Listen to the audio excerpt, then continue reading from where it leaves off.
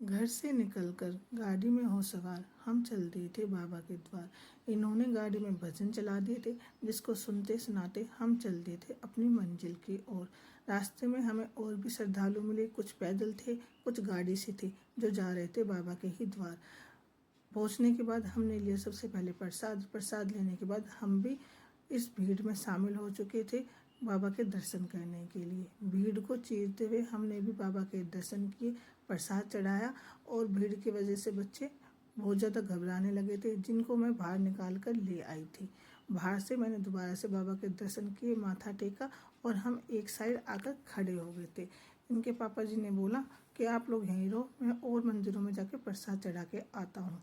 बाहर आकर देखा तो भंडारे भी हो रहे थे, लेकिन अभी हम भंडारा नहीं खा सकते थे क्योंकि हमने सारे मंदिर में दर्शन नहीं किए थे। लेकिन बच्चों को प्यास लग रही थी, जिस वजह से मैंने इनको पहले पानी पिलाने की सोची, लेकिन नॉर्मल पानी तो कहीं पर नहीं मिला।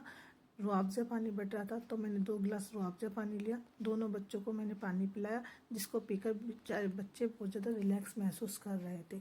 इनके पापा जी भीड़ से दर्शन करते कराते बाहर आ गए थे और अब हमको फाइनली जाना था काली खोली धाम। सुख शांति से दर्शन करके हम चल दिए थे बाहर गेट की तरफ। बाहर गेट की तरफ जाने के बाद बच्चों को दिख गए थे बहुत ज़्यादा खिलौने, जिनको देखकर बच्चे खिलौनों की जिद करने लगे थे। पर इनके पापा जी ने कहा, बेटा पहले आगे दर्शन कर ले, फिर हम आपको खिलौने भी दिला देंगे। बच्चे नहीं माने, हमने इनको खिलौने दिलाए और हम अपनी गाड़ी में हो सवार चल दिए थे काली खोली धाम। रास्ते में यहाँ पर इतना बंजर पड़ा था, जिसको देख के अच्छा भी लग रहा था और थोड़ा बुरा भी लग रहा था। गर्मी की वजह से बहुत ज़्यादा लोग बेहाल थे और फाइनली हम पहुँच गए थे काली खोली धाम। ये हमको फिर से गाड़ी में बैठा गए, बोले मैं अकेला जाता हूँ, दर्शन करके आता हूँ। इनके दर्शन करने के बाद हम बैठे थे भंडारे के लिए।